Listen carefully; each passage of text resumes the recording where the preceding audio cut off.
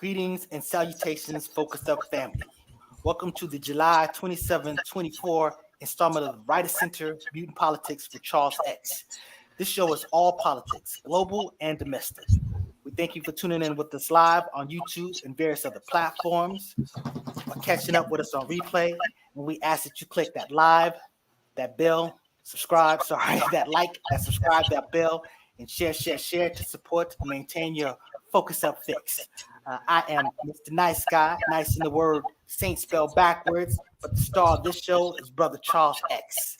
The opinions may be controversial, and you will hear things that sound like praise of polarizing figures, but we are not endorsing anybody. Our politics are not party-based. We lean on policy here, and we stand on melanation. So, without further ado, I pass it off to you, Brother Charles X. Now, I hear some type of weird echo going on. I don't know what's causing that. That's you? Yeah. So let's we'll work on that. But first, let me say, what's going on with you, Brother Charles X? My brothers, we just coming off a Focus Up show that was hot. For those that don't know, Focus Up every Saturday, 9 a.m. Pacific Standard Time. And it's just an honor to be here with you all to discuss the politics of the day. That's what's up. We got Mr. Floyd X in the house today. Not just in the background, but rocking. It's official when he's rocking the hat. So, we're going to have some discussions. Yes, sir. Yes, sir. And, it's okay to walk around away. It's okay, brother. You know what I'm saying? You weren't here for the deep dive. That's cool. But he has some things to do. El Poo, he might be in the background. He might show up. He's dealing with some things. And we're going to have a Brother Omar, Afro Agnostics, tapping in when he can. So, you want to just jump into it. Let's talk about today. We're going to really talk about Sister Kamala Harris. And I might use sister in quotes because, some people feel some type of way about this. Some people feel how they feel, Mr. Floyd X, about Kamala Harris. I got you off guard. You ain't black. But, I digress. Let's speak about it. First things first, we didn't really talk about it on Focus Up, but, we should probably just start it off and talk about the fact that, Biden stepped down. First of all, let me give a shout out to Nostradamus over there, Brother Charles X. He called it. It might have been a day outside of his prediction, but that's a pretty good, proximity, so to speak. So, you called it. He stepped down, and honestly, I'm glad he did. I felt like it was just too much noise about his age. The debate was an absolute debacle. I understand that he was sick. But it just, there just was no real recovery from it, and just leaning on hoping that he was going to have some great performance after the fact. It was a great time to cut ties and move forward with their best candidate. And I want to stress theirs because that's not necessarily mine. We just roll with policies over here. We not Republicans or Democrat. Me and Brother Charles X, we do identify with right of center, but we're going to talk about some mutant politics today. So. How do you feel about Biden stepping down, Mr. Floyd X? I'll come back to you, Brother Charles X, because it was a little bit of issue for you when he pulled out. For me, yeah, I was disgusted at first. I thought he should have stood his ground and stood tall. And I was like, damn, don't do that. If he do, he gonna ruin his legacy. He gonna look like a sucker. That was all in my intent. But when it happened, I was surprised because I think that they had a contingency plan or something. And the way they gave Kamala that momentum, I'm like, oh, it's not that bad, huh? And then I'm glad they did in the end. But before he did it, I was like, please, I hope he don't do that because he's going to really look like a sucker. And I was going to be disappointed. But I'm glad they did it.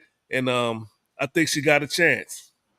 And that's funny. You bring up conspiracy or plans, brother Charles X. You do believe this is all part of a plan. So go ahead, speak your mind, brother. Yeah, bro. It's a script, if you will, a Hollywood script. And I wish we did go live with a Mutant Politics show. Was it last week because we also, not to toot our own horn, but we called the Trump Assassination. Attempt. At the end of the day as well. These are things that it fits the script perfectly at the end of the day. So the predictability. I can't say that these were all solely my own ideas, because there's been a community that has been discussing, various, facts, surrounding this presidential election. And I'm not the only one who threw, these as being possibilities, out there. And then some of the sources that, that I lean into that have a really good track record, they too were predicting that this was going to be an outcome, so here we are, and I'm excited to talk about it today. And I do want to repeat what he said. After the Focus Up show last week, we were discussing doing a Mutant Politics because El Poo wasn't available to do Spin That Back. But we wasn't sure if we had a show. But me and Brother Charles X, we ended up doing a post show that, was like an hour long, and we had great discussion. I mean, he made some points. There was some questions that I couldn't see how you get the correlation from point A to point B. And, things that I might have kind of viewed as a conspiracy theory. And again, I never use that as a bad thing. Theories are not bad. Conspiracies actually do happen. But, I try to lean into more simple explanation of things. But I'm telling you, Brother Charles X made it feasible and logical and sensible that certain things might have been occurring of a puppeteer manner. And it played out how it did. It was crazy. We absolutely dropped the ball in not airing that long discussion that we had in front of these cameras. We just didn't press the live button, man. You know what I'm saying? So, shame on us. But I will say this. I just wanted to get rid of the distraction. I didn't want to hear about how old he was.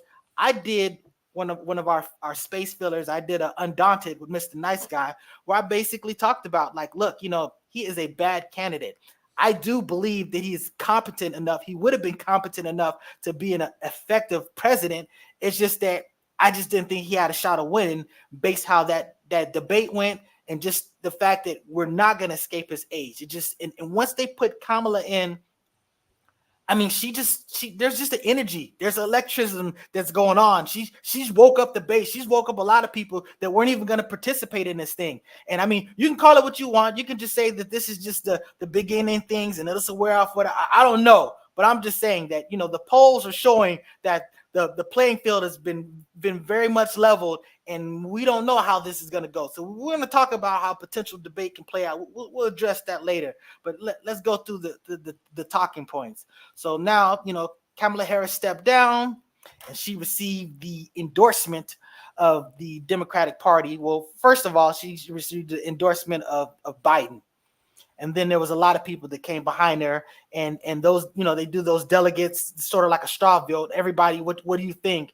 And she crushed those numbers. The Obamas came around pretty late, at least as far as us hearing about it. But I mean, because of that, there's a lot of people that arguing that, hey, it probably should have been some actual official vote to just nominate her, not just for her to inherit it. So isn't that supposed to happen at the DNC? I mean, honestly, well, technically they do these what they've done these primaries where Trump went to this thing. I mean, Biden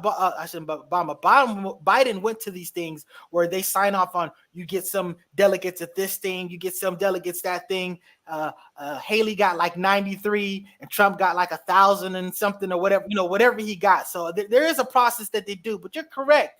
Where it's officially done is at the nomination thing. So that's why, whether they did a straw vote or whether they did some official thing, it's 6 on one hand, half a dozen on the other. But I didn't mean to dominate the discussion. What you got to say about that, Brother Charles X? Well, it used to be a thing. And then, maybe you all remember when we were growing up, is that, yes, you had the primary vote where the people would come about, and make their selection. But if you remember and the way that the politics are set up inside of America, the people, elect people that have the voice for them. So there might be a popular vote, but at the end of the day, the delegates will come together at these the Republican and national conventions, separately, and then it will be a real contentious type of affair where there'll be a lot of back and forth and whatnot, people trying to get people to come to their position, and ultimately a candidate would be actually selected at those particular conventions. That's how it used to be, but now we're not seeing that so much. They're saying that basically when things happen at the in the primary that, that's the people, this choice, and that's who's been put before the American people, at the end of the day, so here we are, but in terms of, the voting, it's just, I see it as, a Democrat hypocrisy, who they've been animate of the fact that Trump represents this threat to democracy. And here we are now where, Biden is forced to resign. Let's keep it real. Biden didn't want to resign. He was, a ferocious, if you will, if I can't use that word, to the end, in terms of saying that he was not going to just go ahead and be relieved. I think it was a theater. I think he was always, that was going to end up being the plan at the end of the day. But regardless of the fact, he received the votes, and then now, after he's stepping down, we have the various ruling class and elites that are making their selection, and the people are not having a chance to actually have made that selection. Kamala Harris, throughout this whole administration, she has not been popular among the base at all. In fact, again, I remind people that, coming up into the primaries, she, being Kamala Harris, only got 1% of the black vote among the candidates who were present. She's never been very popular at all, and now that she's been, again, selected, it's not that she's even been selected per se, Biden, this was a big, middle finger, to the rest of the Democrats, including Obama, because, Harris was not the first choice at all, but that now the optics are, since Biden came out and endorsed her, to go ahead and be, the one that he would have succeed him. Again, she's tied to his legacy. Then now that's basically made everyone else have to rally around her, because what will it look like now if someone came, replace the vice president, on the ticket, with somebody else to be in the lead? It just would be poor optics, at the end of the day. So now they're pretty much stuck with her until and unless, since they've already set the stage, let's say the polling, they start looking at the real polls, that start to take place here within the next month or so, and they see that she too is, heavily behind Trump. What's to stop the Democrats were replacing her again and putting somebody else in? You see what I'm saying? So where does it all end? The fact is, even Black Lives Matter has came out and said, what is this? How's the people not having a vote and a say, instead of the ruling elites, being able to make their selection? How come the people don't have a voice in this process? Hey, El Poo, I'm gonna give you first dibs. You pop on camera. That makes me feel that you had something specific you wanted to say, but I definitely have a retort to what you just said, Brother Charles X. Yeah, I just wanted to pop in here and just let y'all know I ain't gonna be long-winded, have a whole lot to say about it, but I haven't heard anybody really say too much about it. Nobody's really disagreeing on the side that I've been hearing it from. In fact, most people has been like going along with the endorsement, but it is where it is.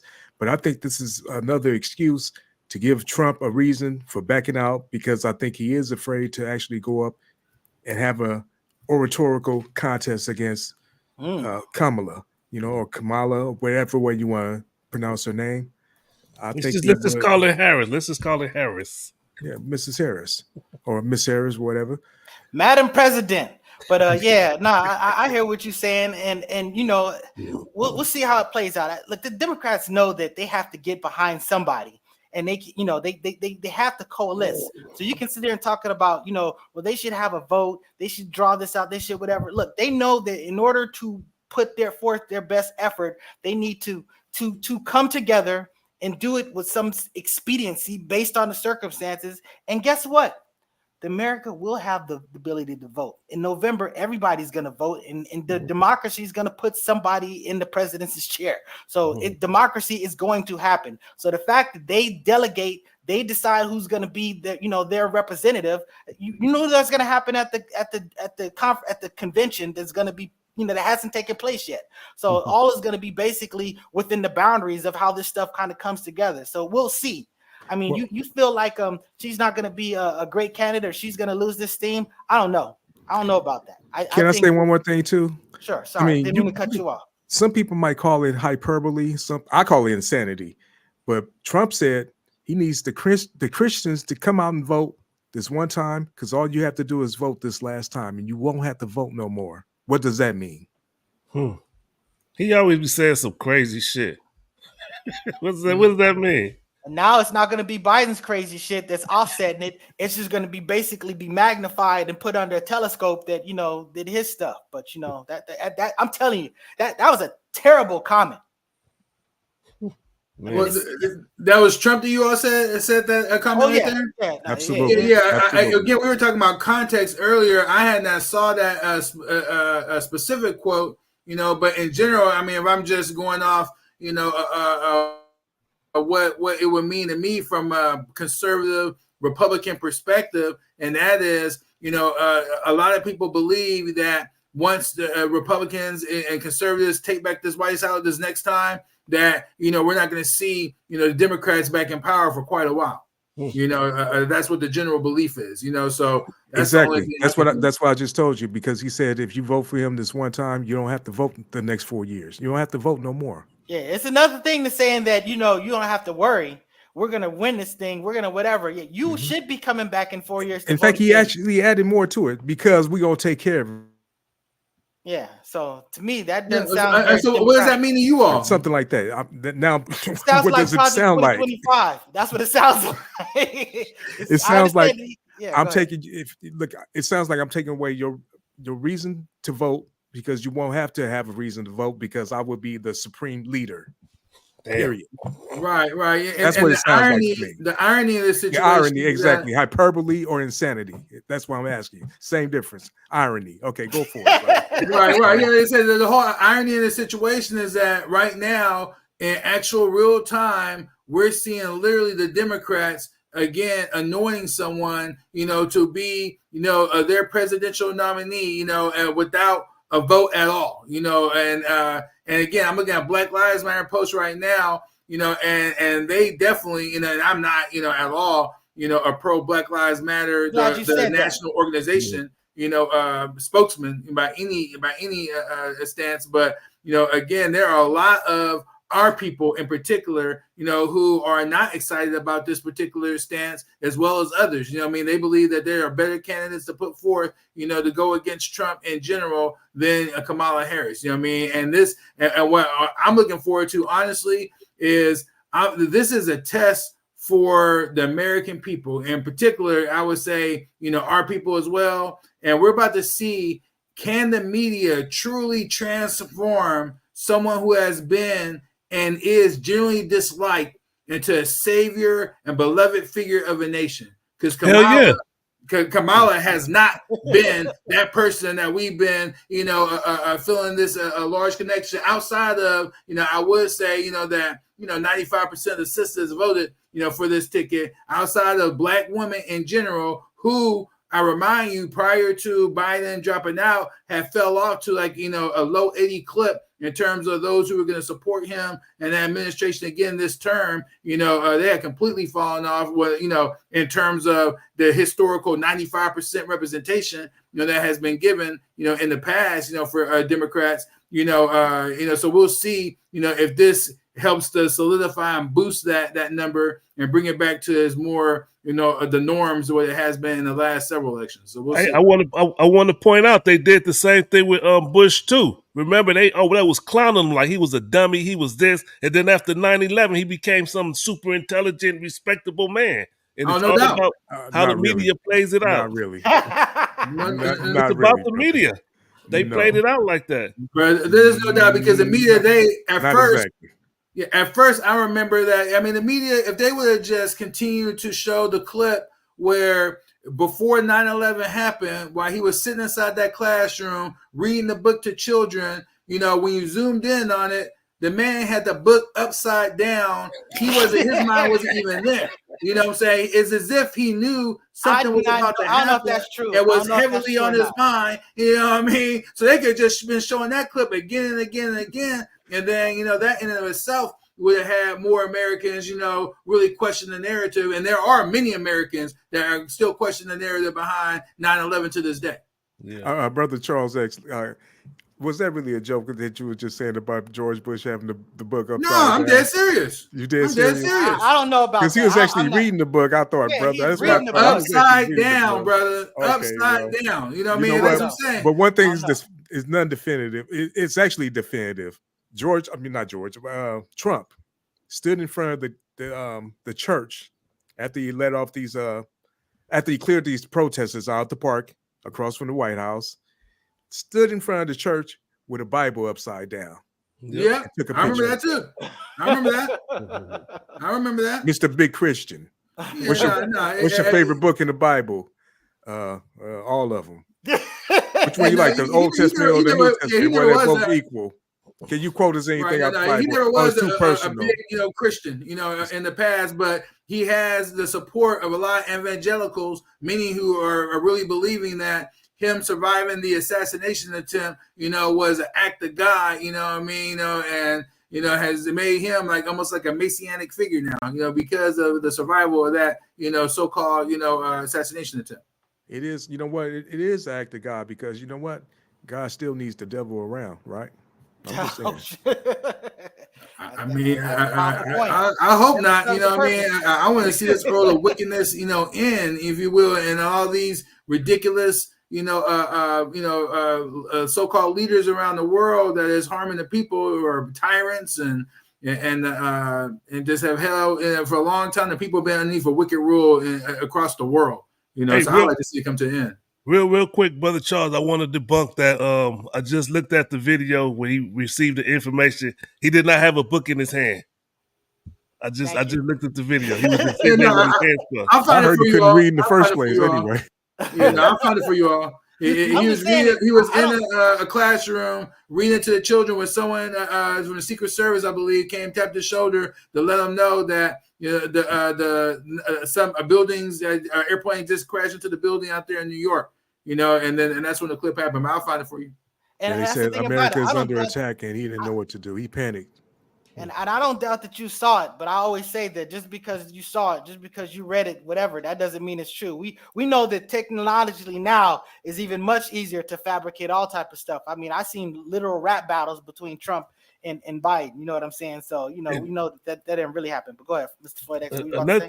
Another thing that I'm impressed with as far as Ms. Harris, she the black women that united behind her so fast. First I was in doubt. But when I look at it, like the Jasmine Crockett, that one sister, she personally talked with her and she was speaking on it, and the enthusiasm that the sisters have behind her, I think is gonna give her a good push, and it helps with the momentum that they're using right now. So I mean, that's hardly a surprise, bro. I have social media. I see with my sisters and my friends how they're reacting to it. So I disagree. That those numbers don't bear out in the numbers that I'm seeing. So you saying that they don't support her? No, they do support.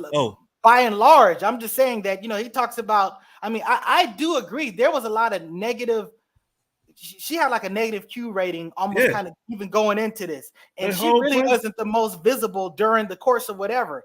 But again, to me, that's always a function of marketing. That's not necessarily a function of what you do. Because if you're not sitting there watching what a person does 24 hours a day, 7 days a week, you don't know what they're doing. She could have been doing the greatest work in the world that you just didn't know about. Now, I'm not just going to give her credit for that, but I'm also going to be, critical of what I am exposed to. But we're going to talk about the track record. We're going to talk about. Can I say one thing? Like go ahead. Every president can't be every vice president can't be Dick Cheney. That's all I got to say. That's a great point. Yep. Yeah, because when you talk about what was his name? The one they used to always talk about so terribly.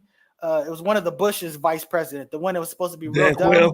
Dan Quayle. Yeah, I've never through the entirety of the presidency, I never heard one speech or one whatever. The only thing that he was just basically the guy that all the comedians made jokes about, and he was the guy that scared everybody. If you kill this president, he's going to be the president. So I'm just saying that literally a whole 4 years didn't see him at all. So that's the thing. If you got it, you got it. If you don't, you don't. Like when I look at Hillary Clinton, when she was the first lady, she was building a resume, and then it was easy for her to transition and continue on into the politics. But when you look at Kamala Harris, I know we talked about it earlier on the other show, but She's not building no track record. She had these 3 years to build something, to say something. I know they made it a border czar, and it looked like she failed at that. And there's nothing else that you could tackle or nothing else that you could get behind and help build up. It's but she wasn't selected for that, and that's the thing that I appreciate El Poo bringing up. Cheney, and when Bush Jr. Was promoted, in terms of being the president. He was there for name recognition, but again, he was selected to carry out an agenda. And Dick Cheney was the one who formerly was with a company whose policies, the policies of the Trump administration end up lifting up those companies that Cheney was associated with, and thus issue us into these wars throughout, the Muslim world, at the end of the day, So it was a strategic alignment that took place, in that type of event. And we're really seeing something real similar now with Kamala Harris, is that she's being propped up now. Mainly they're stuck with her because, again, our guy, if you will, Biden, he lifted her up. Before, he wasn't going to say anything, but then, he went ahead and made his move, endorsed her. And so that basically has stuck the Democrat Party with her. And so now the real question is, who is she going to end up having as her running mate? She's not going to select that. Regardless of what the headlines are saying, she's not going to select that. The Democrat, party, if you will, and elites, and the donors, behind the scenes, they're going to select who her running mate is going to be. And that person is probably more than likely going to have a more stronger resume and more of a voice than any vice president has ever had since Dick Cheney. So we'll see what happens. That's an interesting take. And although Mr. Floyd X, he made those comments about Kamala, about her track record. I mean, this is a legitimate arguments to make, but she's had a hand in a lot of the policy. I would argue that there's a lot of things that the Biden the Biden-Harris administration did that I completely supported. If you're talking about environmental type of dynamics, if you want to talk about supporting the HBCUs, if you're talking about healthcare, if you want to talk about there's a lot of things. I understand that the border thing situation, that's nothing that they can be proud of. But again, I will point out that there was something that was negotiated that got blown up, and we can dispute whether homeboy made that phone call or not. But I mean, all likelihood he did, for the reasons that he did, and the basis that he did, the so-called pork, they pretty much ultimately just gave into at a later point. So they did it and didn't even get the main thing that would have been a benefit to them. But it was a political win over an actual win for the people.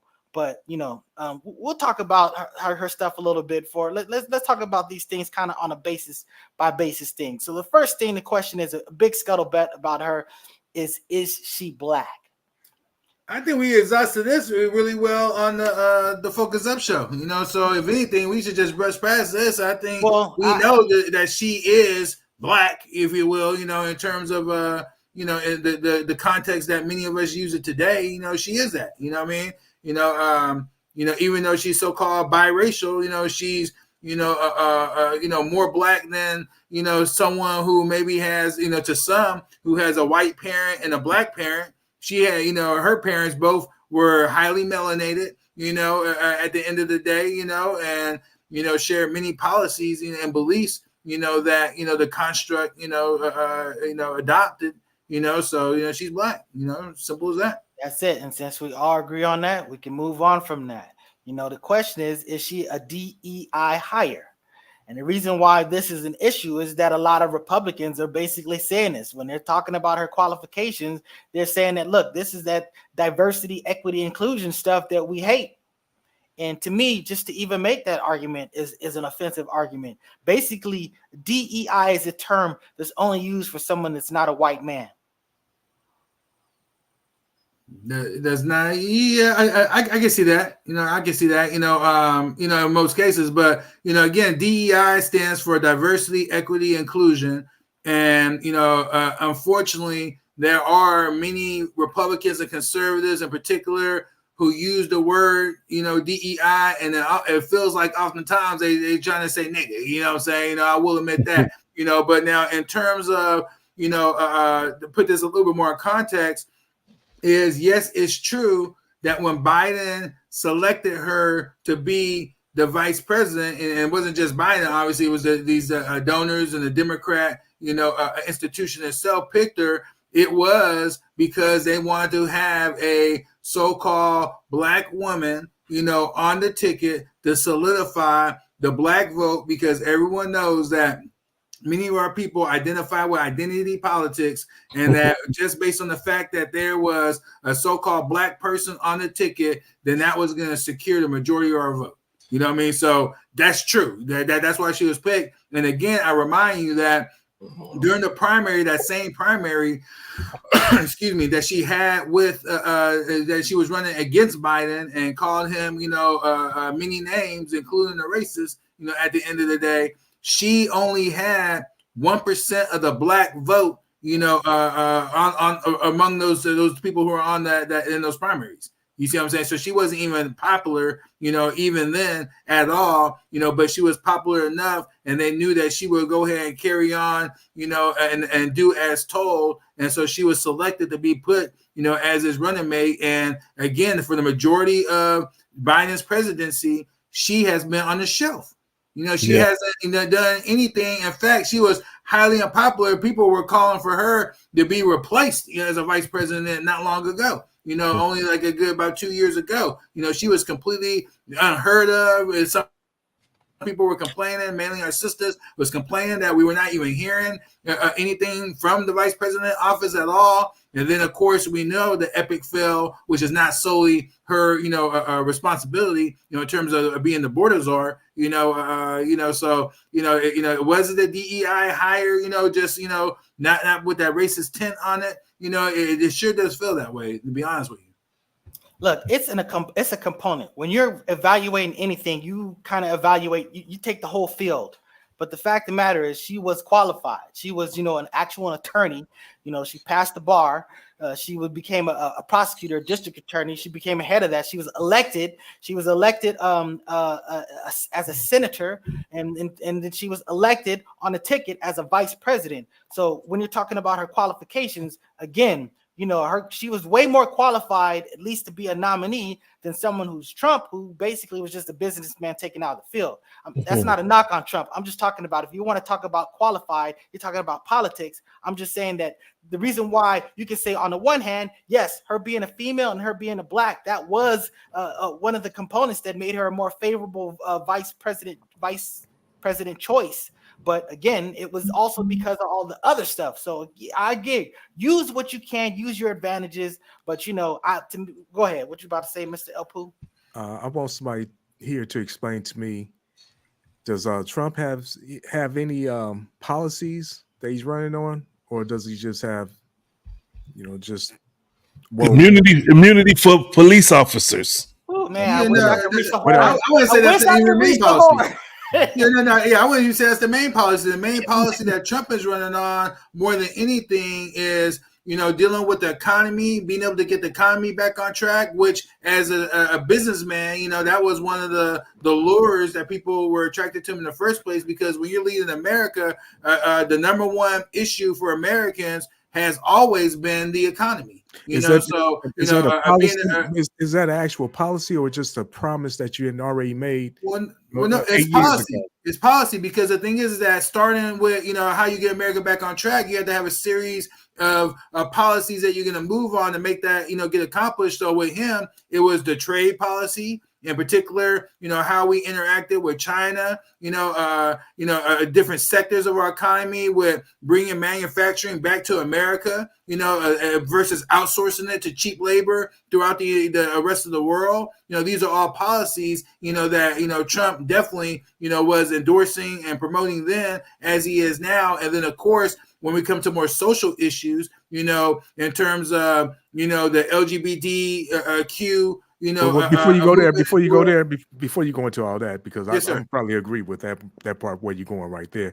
But as far as the economy and everything, he done had 4 years to show what he can do as a businessman. And when he left out of here, and he gave out all this free money, because yes, he was the cause of giving out a lot of this free money. This is the reason why he's complaining about the economy now and inflation and all this stuff because all that free money and having the whatchamacallit, the rates all the way down to 0 or whatever percentage it was, 1% or 2%, as low as it was, those historical lows, was all that free money floating around. Well, no, the issue, and brother was just talking about it, was COVID. You know what I mean? COVID is what derailed why didn't he take care of that when Trump had. Why didn't he try to take control of it instead of denying it and everything at the beginning? His initial stance was, what was the right situation he should have did, but then he actually capitulated to where the Democrats in particular and the business class was leading us to, which was to shut the economy down altogether, have lockdowns, require people to get vaccinations and whatnot. That's when things really took a toll, and that's when a lot of the free money, start, being handed out. And I know I benefited indirectly because I was running a business at the time, and absolutely, that business, really started to thrive based on a lot of people not working but getting the money. You know what I'm saying? I see Brother Yusuf chimed in. Yeah, I saw that. Hey, shout out to that brother. Yeah. I know he has something to say. Hey, you know what? That's a great point, El Poo, because I want to further El Poo's point, and I also wanted to make a point because you were talking about bringing manufacturing, jobs back and stuff like that. Because I don't recall him actually completing that. You're saying that he argued and debated, but I don't recall him actually bringing any jobs back. Like I said, it's the difference between setting a policy and making a promise. And he done made these promises, and he hasn't even delivered on any of the promises that he made 8 years ago. Well, no, I wouldn't say that. The base, for sure, there are certain things that did not get accomplished, right? In 4 years, had he been given 8 years and there was no COVID, what those got accomplished, maybe, but the base largely, his base, the one who voted for him, largely it was very happy with many of the campaign promises that he did make did come to fruition, and they were arguing left and right, the fact that this was a president that finally had listened to the voters and was really making a stride to get things accomplished in terms of what he said that he was going to do. Did a wall get finished? Not exactly, but he definitely enacted strong, policies in terms of deterring, illegal migration to the country. You know what I mean? And you could just ask migrants today, who they rather have in office, Biden or Trump, and they'll tell you all day they rather have Biden in play. You see what I'm saying? His signature compliment to the Supreme Court and, overturning Roe versus Wade. That's a great victory for the super conservatives. This is what Brother Pooh was going to say, too, because Brother Pooh was about to finish making a point. Oh, just about the wall, the border wall, because I just wanted to say this one thing about it. The parts that have been built, because he did build a lot of the wall, right? Yeah, it was definitely parts of the wall for sure. Is it beautiful?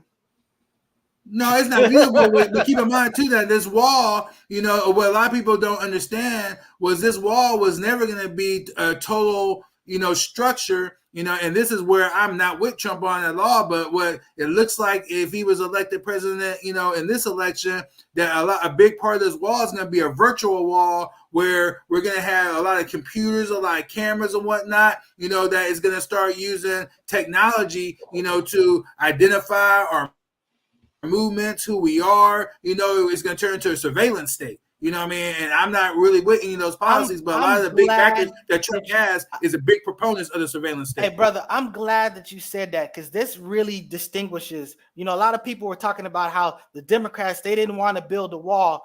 I remember even Nancy Pelosi making these arguments saying that, look, we're just saying that a physical structure is not necessarily the best way to do it. When they were talking about using technology and all this other stuff. So again, there's no question that Trump had a heavier hand when it came to border protection, and his policies definitely slowed down the ingress of immigrants. There's no debate about that. But again, they both were arguing just different methods of sort of like creating the walls you just described. So that's the party. Democrats and Republicans, there's just one party at the end of the day. Trump actually represented a twist in the equation, because he had some, different people who were backing him, and different interests than what those two parties have. I exactly.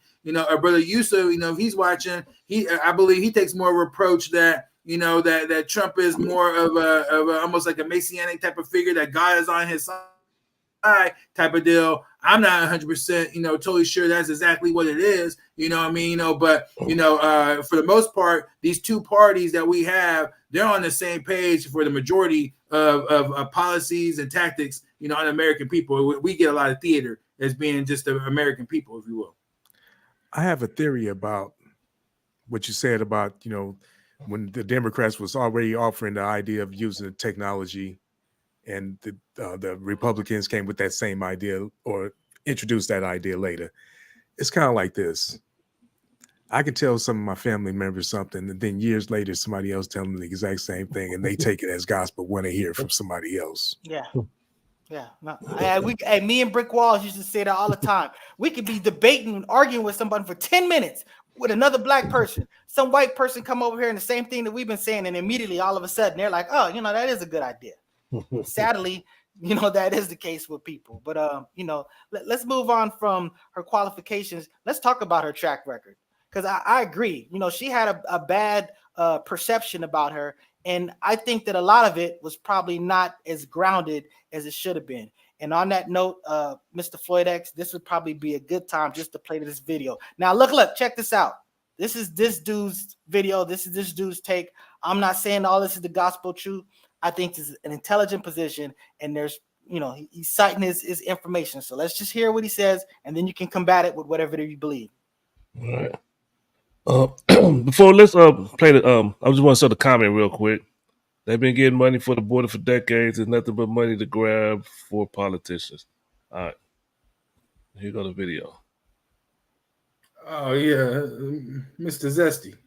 Today, I'm going to ask you and allow you to retract your video and your statements on Vice President Kamala Harris, because respectfully, you do not know what the hell you're talking about. Problem with Kamala Harris is that she was trying to, in 2020, run so far away from being the top cop, being the prosecutor, that she was trying to fit herself into a mold that she just doesn't fit into. She's hardline, she's hardcore, she's tough on crime. No disrespect, sis, but what the hell are you talking about? Kamala Harris was one of the most progressive prosecutors of her time. She created the first of the nation reentry program called Back on Track, which worked with low-level offenders to get them out of prison, give them an education, give them job wellness classes, credit building classes, gave them education rather than incarceration, and expunged their records after the fact so it wouldn't be a barrier for them to get a job. Like, this is the stuff that's confusing the hell out of me. And while everybody's sitting here talking about she was tough on crime, they said that she was soft on crime. She called it being smart on crime, because a lot of people were upset with the fact that she was building a reentry program to get offenders out of prison, calling her a social worker rather than a prosecutor. Here's the clip. That as of January, we will have Back on Track in California's penal code as a model of what we should be doing to be smart on crime. And yet you can't run away from the charges of those who do not agree with you. They call it soft on crime, that you can't be a social worker as a prosecutor. And then you're going to say she was trying to shy away from her being a prosecutor. Have you never heard of justice on the ballot? I believe that in 2020, justice is on the ballot. When in America, there is a father who is holding down 2 jobs and paying more taxes than the richest 400 families in America, economic justice is on the ballot. When in America, there is a mother who is in a parking lot of a hospital, afraid to walk through the sliding glass doors to get into the emergency room with her child, because she knows if she walks through those sliding glass doors, she'll be out of pocket a $4,000 deductible. Healthcare justice is on the ballot.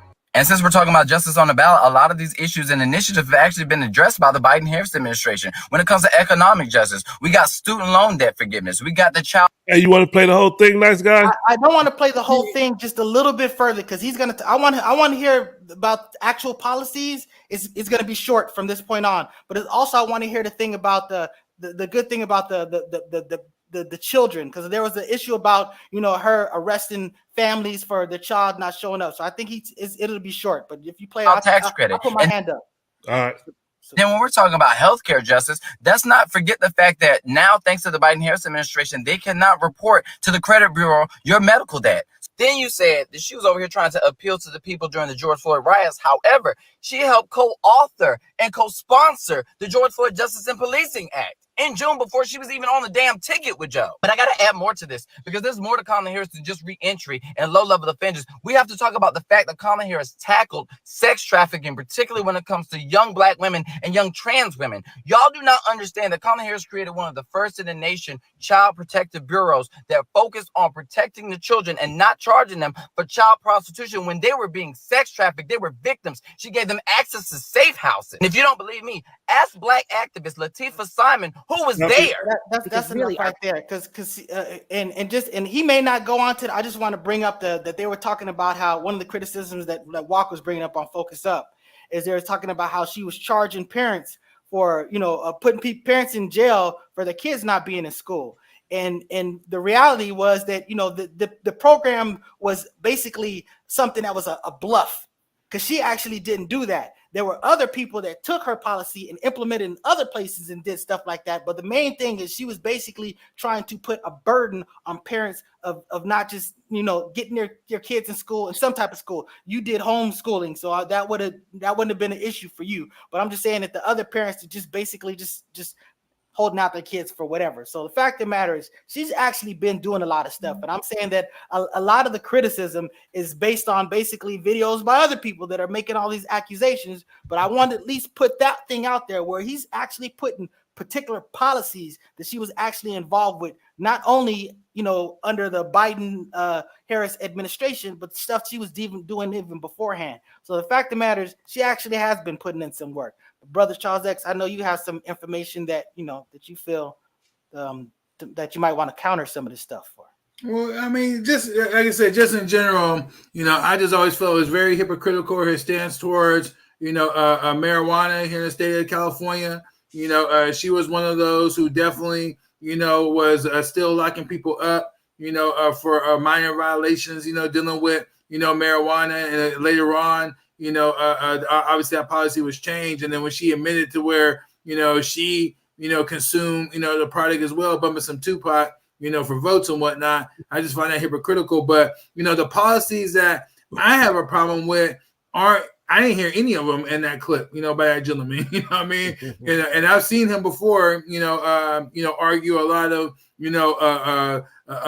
extreme left positions, as it relates to, Democrats and whatnot. But the problems I have are starting front and center with her is her stance, with on Israel. You know what I mean? Right off the bat, we could deal with that. That's really one of the biggest threats. And unfortunately, this reality is on both sides of the aisle. That's one of the biggest threats that we have as a nation, not only because of the potentiality that it could lead to a World War III with a continued supporting, the Israeli government and their genocide.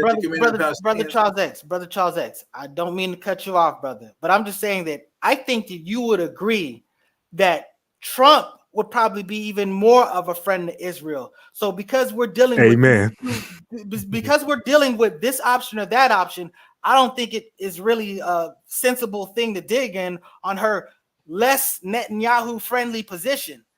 She basically called the dude out and he's upset with him. He's over there chilling in Mar-a-Lago sipping, hot toddies and stuff like that. So I'm just saying that. I wouldn't necessarily agree or disagree. We'll see what the policy is, but again, when Trump was in power this last time around, America had a different standing inside the world. But I believe that, policies might be similar, in terms of how things are being dealt with, maybe. But the thing is with Trump that we know to be true is he's all about the art of the deal. You know what I mean? So, is there some sort of deal that he could create and make to where that conflict would be diffused at the end of the day? And I believe he would be a much more better presence in the White House in terms of dealing with that issue than any Democrat, because we've seen what the Democrats have given us this far. This far. And then again, Kamala, she is definitely more of the same. In fact, she has a rent a family, you know what I mean, to where she's literally married, you know, to an Ashkenazi, you know,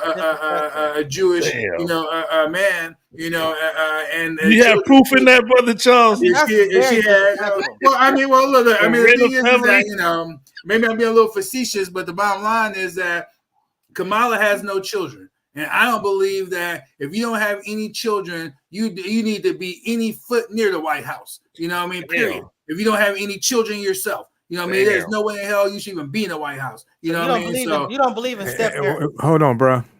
You sure you and JD Vance ain't been talking? Yeah, I just he didn't even know that. That's why that's just my stand. I mean, look, I stand just like I say, like Lindsey Graham has no place on, you know, being the warmonger that he is. He don't have any children, you know, and he's on the Republican side. So I'm definitely, you know, equal and level-handed, you know, on my position and whatnot. You know what I mean? But if you don't have any children and you're not vested into this world that way, I don't trust you to be inside that White House making decisions. So you stand with JD Vance on that? I mean, is that what JD Vance is saying? Yes. If that's what he's saying, hell yeah, I agree. Okay, no doubt. Okay, so let me address this because I think that's ridiculous. I don't think you're being ridiculous. I'm just thinking I think that position is ridiculous. And the reason why I'm saying this is because, you know, you have an investment in humanity, not just during the course of your lifetime, because they expect to be alive for the next 4 years. So whatever your term is as a politician or whatever, you're basically doing policies that are going to impact your life. But you got family. You have an investment through other people to basically limit a person's value to whether they had children or not. There's people that are barren. There's people that can't have children. It's like you're saying that they're not human beings just because they didn't have children. No, bro, I'm not saying all that. I mean, I'm not saying all that, but I'm just saying, like, there's step parents that are there the whole life of children, and you got deadbeat daddies that ain't even being around, ain't doing shit. And basically you're saying, well, they can have a say in something, but the person that's actually been there putting all the work just because they biologically weren't the father shouldn't have a say. It's my understanding that the family that she married into, if you will, you know, I say rented, bro. You know, I remember this episode on X-Files, bro. You know what I mean? They had a straight episode of X-Files where it was all about the same exact thing. They called it, it was called Alter Ego, you know, episode 5, you know what I'm saying, season 6, you know, where, you know, you could go rent people out, you know, they were actors to play a role, you know, so that you could have your public, you know, standing and position being covered, you know what I mean, in real time, you know, people could just go ahead and see what you're presenting and whatnot. So, you know, she was not going to be put in office as a straight, you know, single woman. You know what I'm saying? You know, at all. She could have been VP as a single woman, bro. No president has even been, elected to the office, as far as my understanding is, as a single man. You know what I mean? So we've actually had a bachelor president. We absolutely did. I don't remember what his name was, but there's a fact that there was. Let me know, but the majority of them have been married men, you know what I mean, with children. You know what I mean? At the end of the day, you know, and like I said, you know, to me, you know, I mean, this is my own personal preference. You know what I mean? It's not had to do with policy, you know, per se, you know, but if you don't have skin in the game, you have family. Like, I remember that, granted, I was younger, but before I had children, bro, I was, you know what I mean? I was wild, bro. You couldn't, I mean, you talk about, you could argue I was reckless. Now, granted, I was young, you know, too, you know, so that probably played a role in it as well. You know what I mean? But, you know, if you don't have children, you know, you can move a whole lot different in this world, you know what I mean? You know, and you're not dealing with the weight of making sure that your lineage, you know what I'm saying, is going to be carried forth and move forward, you know, in the future. You know what I mean? You know, this is why I'm in the same, you know, boat in terms of, you know what I mean, you know, like it or not, you know what I mean, that, you know, I don't think I would want a LGBTQ, you know, up in that office, you know what I mean? If they wasn't married, you know, with children, obviously you can't have that. Buttigieg is married. Would you will put him in there? No, I heard he's been being considered whatnot, but not because he's gay, more about his policies. Yeah, I don't appreciate. You know what I mean? He's a great speaker, dictator, whatever. He's a great politician. He would not be the right choice just because now it seems like it'd be too much. You know, America is only going to be ready for so much. you can't just double up with the black female and then the gay vice president. I'm just saying that you can't throw that all into the Right. ticket. Especially when they're minorities in general, you know what I mean? So the how much president that wasn't married was was James Buchanan. That's the president who wasn't married. The 15th president. Yeah. Again, he was the one that wasn't married. Yeah. And it's like, you know, and again, I'm just saying that to me, I know people that don't have children that have a great investment in life. You know, they have family members. I mean, even the fact of the matter is, there's people that have raised children all their life. They view those kids as their children. They care about those children, whether they were their biological offspring. They have an investment in the future, their future, because that's their children. And I'm just to me, it's a crazy position for a human being to take, to discredit all the people that some fluke or whatever can't have children, and then the people for whatever reason didn't have children. I mean, it's you know, I can't call it crazy, bro. Like I said, you know, I don't think I'm hardly alone, you know, in this reality, you know what I mean? You know, but like I said, this is my personal position, you know, that I definitely, you know, even having no knowledge of what, you know, Vance was saying, who I'm not a fan of at all, you know, I would rather see, you know, let me say it like that. I would rather see someone in office who is a married, heterosexual with children. You know what I mean? That's me personally, my own personal preference. You know what I mean? It's not to say that if you're not those that's not things, crazy. You're wicked, you're evil, crazy. You're not fit to lead. I'm not saying none of that. That's putting extra mayonnaise and mustard on it. You know what I mean? I'm just saying my personal preference in that particular office. That's what I like to see, and that's what, you know, at least the bare bones foundation, you know, of at least for starters, of someone that, you know, I would consider to be, you know, in that post myself. Well, I hear what you're saying, Charles X. But I'm gonna say it like this, bro. Your pickings get kind of slim when you got a convicted rapist up there against a woman that is married that just doesn't have children.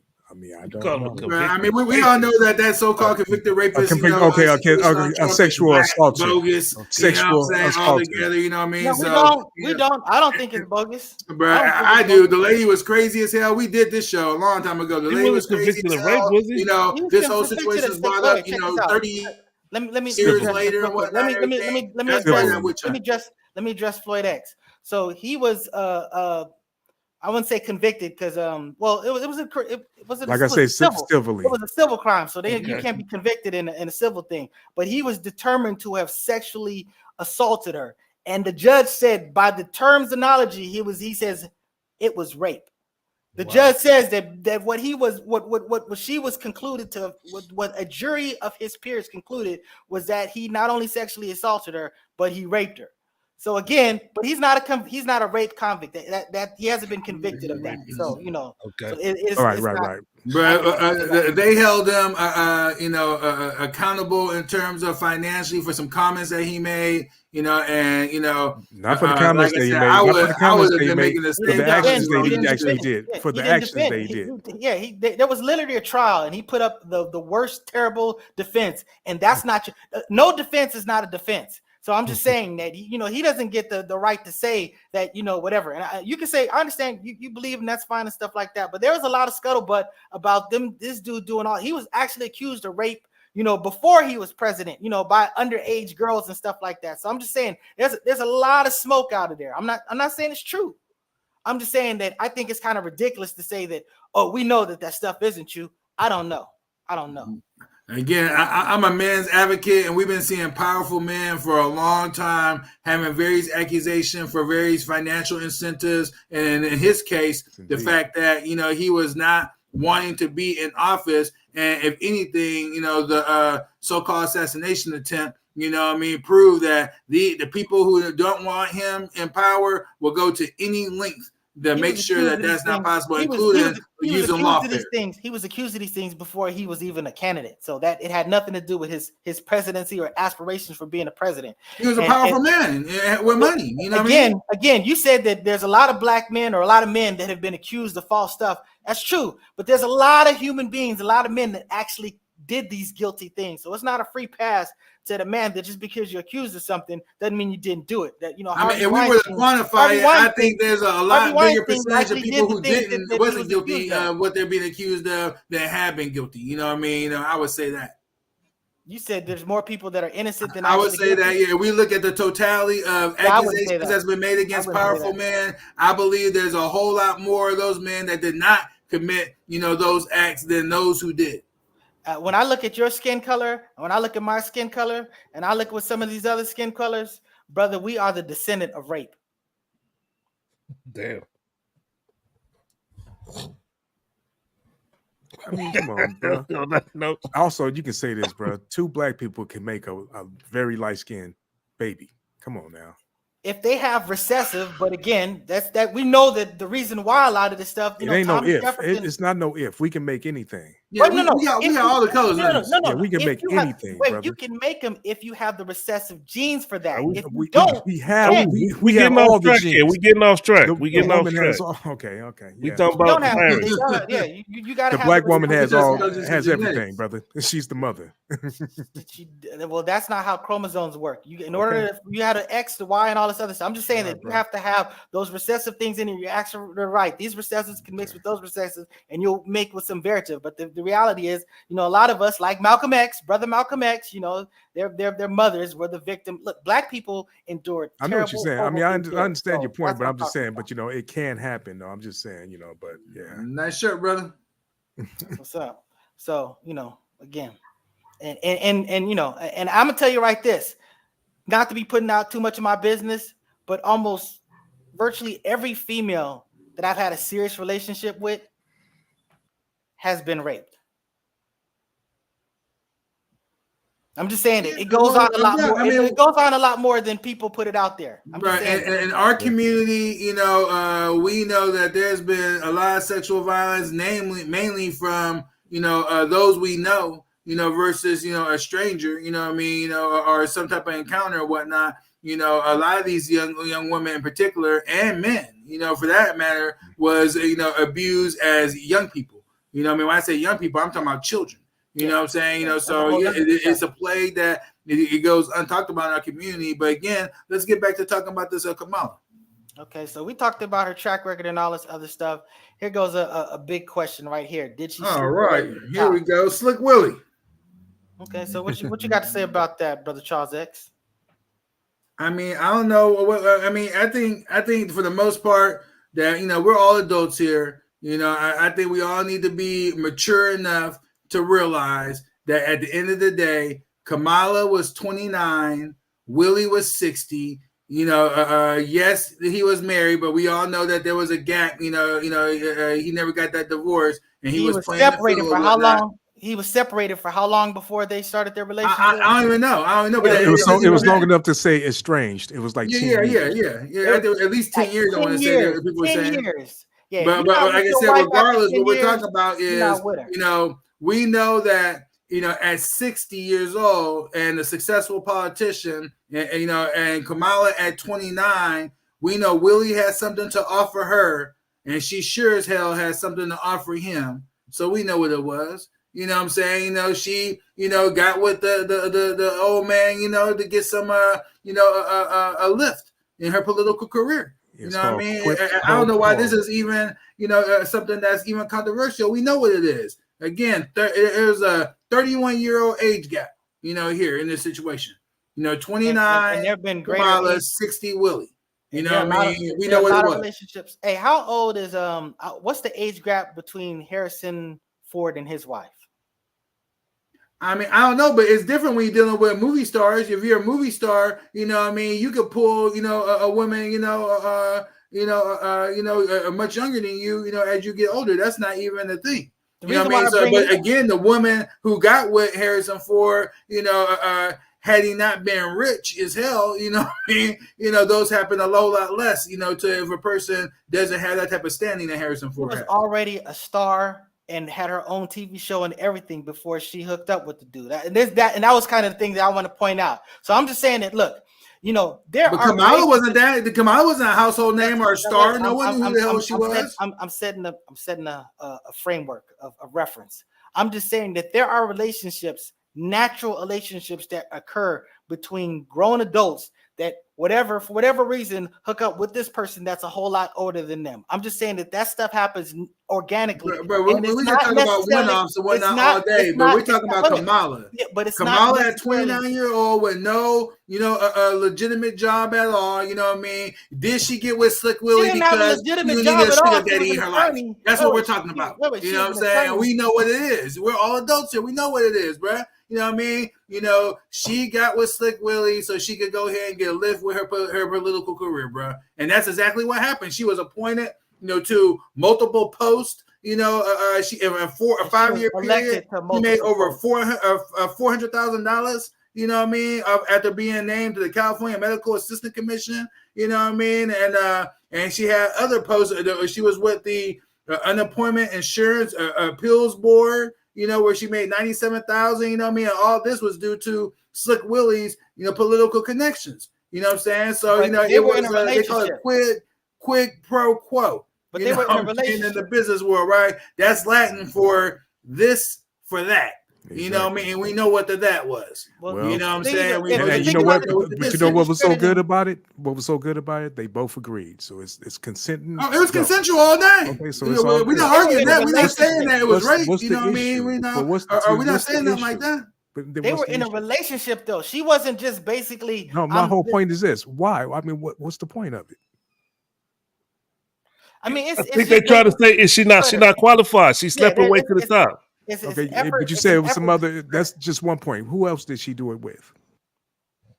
I don't know. You know what I mean? Oh, okay. But like you said, if she did it once, she already showed that type of acumen. But can you prove and that's in her repertoire? Then what would stop her from doing it again? Did Joe hit it? Did Joe hit it? You know what I'm saying, Sleepy Joe? You know what I mean? I don't know. You know what I'm saying? But she has a track record for giving it up to the old guy. I would ask Sleepy Joe, but he don't know either. So what I'm asking you is, do you have any evidence that she did? You know what I'm saying?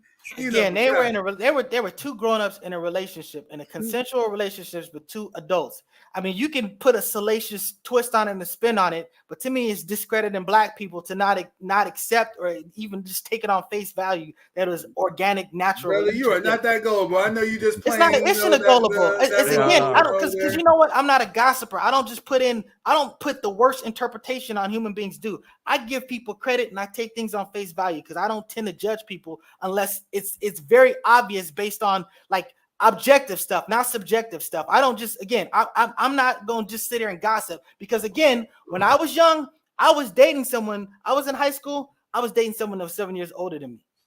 Was she trying to get to the top? I wasn't trying to get the top of her, but I'm just saying, I'm just saying that, it's again, relationships work out how they are. You know what I'm saying? If I'm at the age that I'm at right now, if I was single and Janelle Monáe was throwing herself at me, I'm not saying that I would be, just pushing her away. I'm just saying, and there'd be a significant age gap between us. But I'm just saying that these things do happen. And we talk about in the olden days, it was natural. These mugs was grabbing teenagers and stuff like that. I'm just saying that humanity was never tripping about a 30-year or whatever. This is some more modern type, whatever stuff like that. So to me, it's kind of a ridiculous position to take. Marcus. Yeah, you know what I mean? Yeah. He was too old. There's limitations. We know exactly what it is, bro. You know what I mean? Trying to get position and leveraging, the coochie for a post. You know what I'm saying? We know what it is, man. So, I think this is exhausted. We can move on. And one thing I think is bad about this. She did sleep her way to the top, to get to, the post she did in the state of California. That's the only thing that you can possibly make the argument is she slept her way to get her foot in the door because, again, she was elected to all the positions of significance. She was elected to those positions. Before you get elected in the politics of America, you have to be selected. I mean, and that's exactly, what she managed to do was to get selected. Was Trump selected? Was Trump selected? Because you feel like he's off the grid. Yeah. He's more off the grid, but yeah, he had to get selected by those that was going to back him at the end of the day. You know what I mean? For sure, he had to be selected, but no, he basically, he finagled his way into the post at the end of the day. No one thought he was even going to win. You know what I mean? And he just, end up being that wild card that got it, unpredictable, you know what I mean? And, here he is. You know what I mean? And no one believes he be where he's at right now. So he didn't sleep his way to the top. He just whited his way to the top. No, but he, he was, if you look at how the Trump family got started, you know what I'm saying, that they was pimping. That's how they got into the hotel game in the first place. His great-granddaddy or his granddaddy, you know what I mean, they was pimping. They had brothels and whatnot, the whole 9 yards. That's how he got his foot in real estate into the hotel industry, you know what I mean? So in a sense, you know what I mean? But no, he had money. He, and he is a very brilliant, smart individual. He's not a dummy, you know what I mean? And he was, he maneuvered, very strategically and wisely and got elected president of the United States when everyone else had counted him out. I'm not a liberal. I'm actually a conservative. But yes, my policies, I tend to vote liberal because I don't try to enforce my extreme, strict conservative beliefs on others. See, in my faith, we have a big distinction of us and everybody else. But, we also believe that the first shall be last. So it's not just a function of being a leader, but being a servant to humanity. So yes, I try to take into account the diversity of people, not just in the world, but the diversity to people on this panel. There's people on this panel that believe in things that I don't believe in and don't rock with. But the bottom line is I wouldn't try to force them to do our thing because our culture is strictly based on saying this is for you, but this ain't for everybody. So that's why you're right. I'm not trying to oppress everybody with my beliefs. I'm trying to be respectful and understanding that it's supposed to be a democracy and that we'll all speak on it and the majority is going to win. That's my position on this. So when you say that, I'm not a liberal. Trust me, I'm a hardcore conservative with hard-fisted beliefs. But again, because I fear God, I respect my brothers and I love my brothers and sisters and try to play nice. I think it's like anything else. Some of us have more some positions that that intersect with various political circles. You know what I mean? Like for example, even though I'm right of center, my stance towards Israel, I would be put on the far left on that particular issue. You know what I mean? So but then when you look at my stance towards a marriage being between a man and a woman, that would be more on that conservative side. So I think we intersect at the end of the day, on different situations. You know what I mean? But brother Yusuf, I think maybe what made him say that was there's been just some positions on the show that you're taking right now. I don't know if you're playing antagonist or whatnot, but there are some positions that you're taking that will be more of the liberal, if you will, argument versus that of a conservative. I try not to draw conclusions on subjectivity. If I can reduce things to math, then I'm going to make a conclusion. Otherwise, I'm going to do what the brothers Johnson always accuse me of, is I'm going to straddle the fence.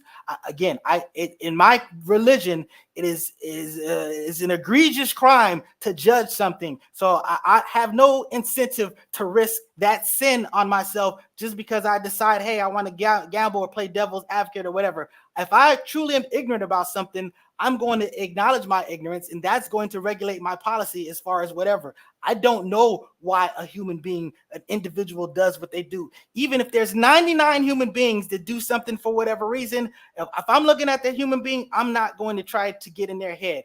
What I will do is if they present themselves as a threat to me, then I'll deal with that threat on a threat basis. But other than that, I'm not going to try to get in somebody's head as to why did they think what they think. That's again, that's a religious thing that is like, Got it. Well, let's see how you do on this next topic, brother. You know what I mean? What is the next topic? Next topic is, this was for Floyd X right here. Sorry, that was not the right one. I missed it. Oh, there we go. Is Harris really raising those reported campaign donations because she's seemingly getting record numbers and stuff like that? And Mr. Floyd X was like, yo, I don't know, man. I don't believe it. I don't believe it. I still don't believe it. I think that was just to get the momentum going. If you see, they know if you see a strong support, that most people going to fall in line and be like, okay. And I fell for it too. I was like, damn. She got all that. She breaking records, raised over $100 million in the 24 hours. It's a good showing. I respect the being critical, or I respect being suspicious of that type of thing.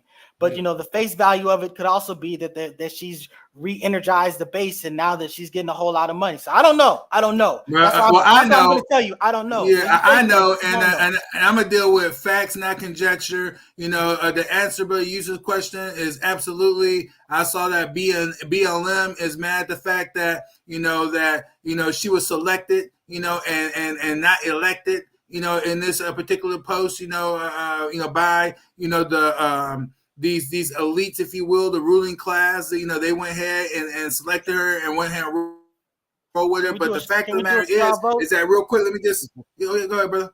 So can we do a straw? I said I'll just do a quick straw vote. Okay, now we do understand the difference between Black Lives Matter, the organization, and Black Lives Matter, the sentiment. Who here rocks with Black Lives Matter, the organization? Yeah, the national organization. I'm not with them at all. None of it. So that's what I'm saying. So why do we care what they say? No, but it's relevant because they are a far left political wing of the Democrat Party. You know what I'm saying? None of us rock with. That none of us, we give no credence to. So I don't rock with them on everything, but I can tell you what, their stance, on Palestine, has been something that I've supported. You know what I mean?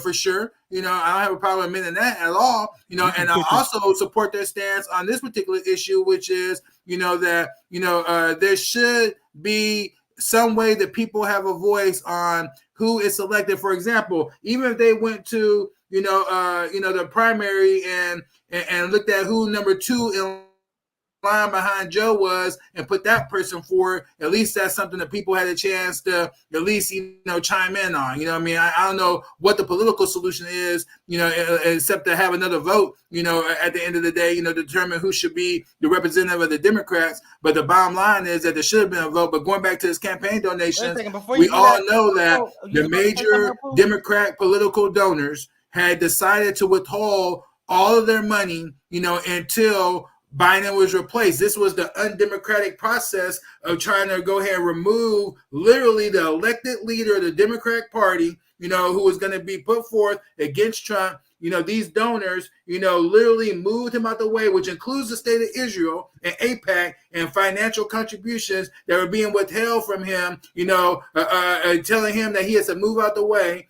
Once he went ahead and subsided, to that pressure, and then his big middle finger was, okay, well, I'm gonna put somebody who y'all didn't want in the first place, which is Kamala. They put her in place. Then the next day, then all the donations come in, signed off on the selection at the end of the day. You know what I mean? So he didn't raise that money. It was waiting for the Democrat Party. Once Joe got out the way. You're saying it's not democratic for people to withhold money for what they want to support? Bro, I'm saying that it's not democratic when there was a vote by the people and the people selected Joe. Joe to be their representation, to go against Trump, what I mean? And then now because your ruling elite and your rich donors decide that that's not who they want, then they're going to say, we're not giving you the money to go ahead and run. You need to get out the way. Fuck what the voters is talking about. Get out the way, and when you got the way, then we give you this money. I'm saying that's not democratic. That's not America. But Mr. Charles X, I think they made that decision at the Democratic National Convention, though, brother. No, that decision, nowadays the way it's been being done, is through the popular vote in the primaries. And here in California and in a lot of states, including Pennsylvania, where the alleged assassin, President Trump, was residing in, they don't have open primaries, there. So you vote for who you want, in your party to go and represent you, and this was completely bypassed by, again, the ruling elite and rich donors to the Democrats who said, we don't care what the people want. We don't care what the people say, you got to get rid of him, or we won't give you the money, and then Trump is going to for sure win. So if the hold on, Mr. Nice Guy. Wait a minute. What primary? He's an incumbent. Yeah.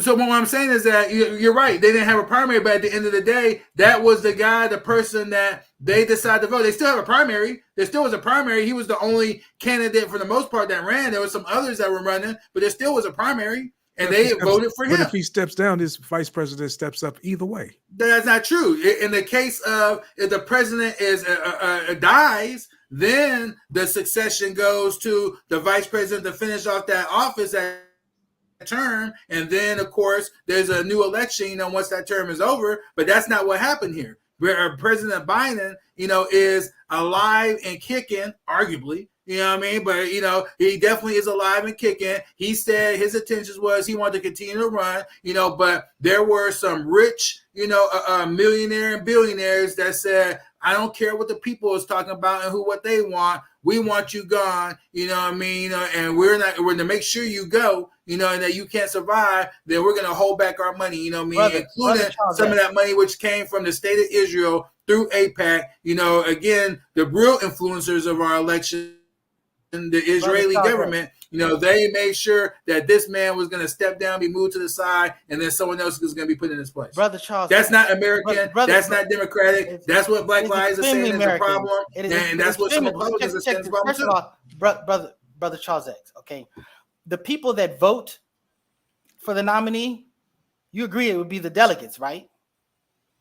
No, the people vote for who they wanted. And then the way that the system has always worked in the past, although it hasn't been doing this for years, the delegates come together. You said it hasn't been doing it for years. They have their discussions and whatnot, and they put forth that the nominee. And the way it's been working is whoever won the primary, that's who's been being put forth. Just like with Trump, in the Republican National Convention, there, of course, when he got selected, and it was a lot closer on the Republican side than it was the Democrat side. He was the one who got the most votes. He went to the Republican National Convention. That's who, was promoted and put forth. And that's how it's been being done for the last, several elections. The delegates vote. The delegates vote. By endorsing it, they've already done a straw vote. So they're telling you what they are. The fact of the matter is they know that this party has to coalesce on a quick. These are not the most typical of circumstances. They know that they have to get somebody in front.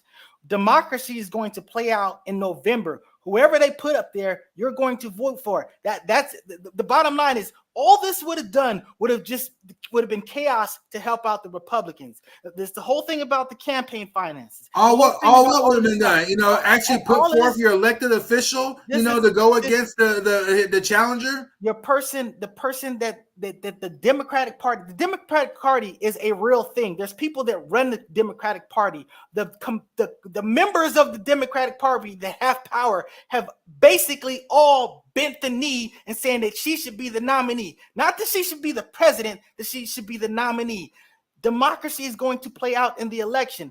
To try to draw this whole thing out is basically going to make the Democratic this is not democracy, democracy would have been the person who got the people's vote, being she did get the people's vote to go to challenge. She did get the people's vote. Kamala didn't get the people's vote. She did get the people. She was Biden got the people's vote. In the primary, Biden is the one who got the vote. Kamala did not get. This is what I was trying to tell him elected to be in this position right now.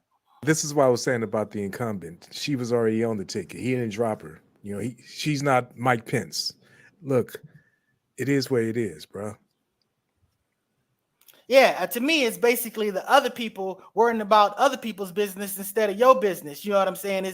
I don't hear this argument, like this is not a predominant argument in the Democratic community. This is predominantly an argument in the non-democratic, and not democratic, but the Democrat, community. So I'm just saying that most people understand that, look, these are exigent circumstances, and we know that this is going to be our best path to basically properly promote someone that's going to run in November. The people will speak in November. That's when democracy is going to play out. How these people run their house, it's really not for the people, the outsiders to say. I mean, you can complain about it all you want. Hold on. Before you even answer that, Mr. Charles X, can I say this much? Yes, sir.